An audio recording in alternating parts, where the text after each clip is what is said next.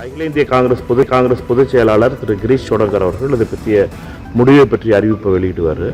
அப்போ இன்னும் கொஞ்ச நேரத்தில் ஒரு மணி நேரத்துக்குள்ள திரு கிரீஷ் சோடங்கர் அவர்கள் நேற்று தமிழ்நாடு காங்கிரஸ் கமிட்டியினுடைய அரசியல் விவகார குழு கூட்டம் நேற்று இரவு நைட்டு 10:30 மணியிலிருந்து இரவு 12 மணி வரைக்கும் நடைபெற்றது.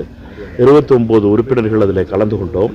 தமிழ்நாடு காங்கிரஸ் கமிட்டி தலைவர் மற்றும் முன்னாள் காங்கிரஸ் கமிட்டி தலைவர்கள் மற்றும் நாடாளுமன்ற உறுப்பினர்கள், சட்டமன்ற உறுப்பினர்கள் எல்லாரும் கலந்து கொண்டோம். 29 பேரும் ஜூம் மீட்டிங் நடந்தது. அந்த ஜூம் மீட்டிங்கில் எடுக்கப்பட்ட முடிவை அகில இந்திய காங்கிரஸ் கமிட்டியுடைய பொதுச் செயலாளர் திரு கிரீஷ் சோடங்கர் அவர்கள் இன்று காலை சென்னையிலே அதற்கான அறிவிப்பை வெளியிடுவார். சார், தமிழக சட்டமன்ற தேர்தல் எப்படி பார்க்குறீங்க? தமிழக வெற்றி கழகத்தோட வெற்றி எப்படி பார்க்குறீங்க? இந்த சட்டமன்ற தேர்தல் திமுகவுக்கு அரசுக்கு எதிரான தேர்தலாக இருந்துச்சு.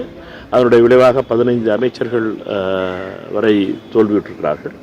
எங்களை பொறுத்த மட்டும் இந்த கூட்டணி நாங்கள் மறுசார்பற்ற கூட்டணி இல்லை, நாங்கள் எல்லாம் அரசாங்கத்தில் இல்லை. அதனால் நாங்கள் எல்லாம் அந்த கூட்டணியில் இருந்தோம். பட் அரசாங்கத்திற்கு எதிர்ப்பான வாக்காக பார்க்க வேண்டும்.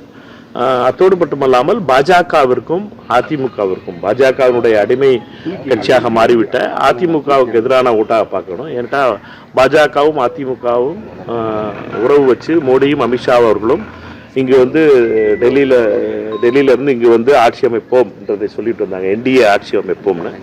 என்டிஏ ஆட்சி அமைக்க அவர்களுடைய இடங்களை கூட குறைச்சிருக்கு.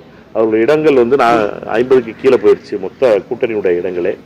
அதனால மக்களை பொறுத்த மட்டும் பாஜக தமிழ்நாட்டுக்குள் வரக்கூடாது, மதவாத சக்திகளுக்கு இடமில்லை என்பதை மிக தெளிவாக இந்த தேர்தல் குறிப்பிட்டிருக்கிறது.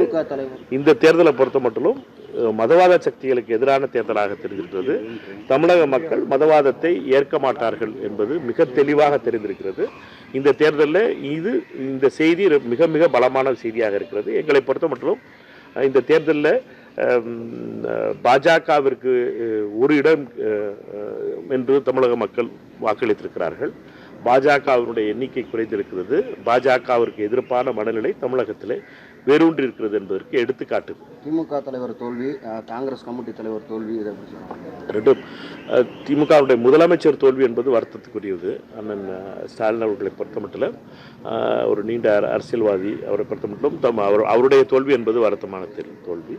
தமிழ்நாடு காங்கிரஸ் கமிட்டியுடைய தோல்வி ஸ்ரீபெரும்புதூரில் நடந்தது என்பதும் என்னை பொறுத்த மட்டும் அது நடந்திருக்கக்கூடாது. எங்களை பொறுத்த மட்டும் ஸ்ரீபெரும்புதூர் தொகுதி என்பது மறைந்த எங்களுடைய தலைவர் ராஜீவ்காந்தி அவர்கள் மறைந்த இடம்.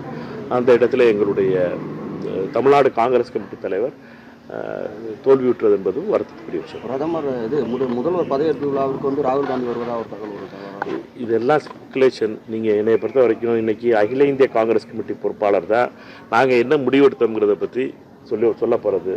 அவர் சென்னையில் அதற்கான முடிவு அறிவிப்பார். அதனால் அதுக்கு முன்னாடி எதை பற்றி யார் பேசினாலும் சரி அதெல்லாம் அர்த்தம் இல்லாத இருக்கும். விஜய் பாஜக வரக்கூடாது அப்படின்ற சொல்கிறாரு. அந்த கருத்து உங்களோட ஒத்து போகுது, அதை எப்படி பார்க்குறீங்க? இல்லை, அதான் நான் எங்களை பொறுத்த மட்டும் பாஜக வரக்கூடாது. மதவாத சக்திகளுக்கு, வெறுப்பு அரசியலுக்கு இடமில்லை தமிழ்நாட்டில். நம்ம தெளிவாக பார்த்தோம். திருப்பரங்குன்றத்தில் அண்ணன் ராஜன் செல்லப்பா தீபம் ஏற்றுவோம்னு ஓட்டு கேட்டார். மக்கள் 3வது இடம் கொடுத்துருக்காங்க. சிட்டிங் எம்எல்ஏவாக இருக்க ராஜன் செல்லப்பா அண்ணன், அவர் இந்த பகுதியில் இருக்கவர், இந்த பகுதியில் பிறந்தவர், இந்த பகுதியில் அரசியல் பண்ணவர். அவரையே மக்கள் அவருடைய மதவாதத்தோடு அவர் விலை போனதனுடைய விளைவாக அவர் நிராகரிக்கப்பட்டார். 3வது இடம்ங்கிறது எனக்கு அதிர்ச்சியாக இருந்துச்சு.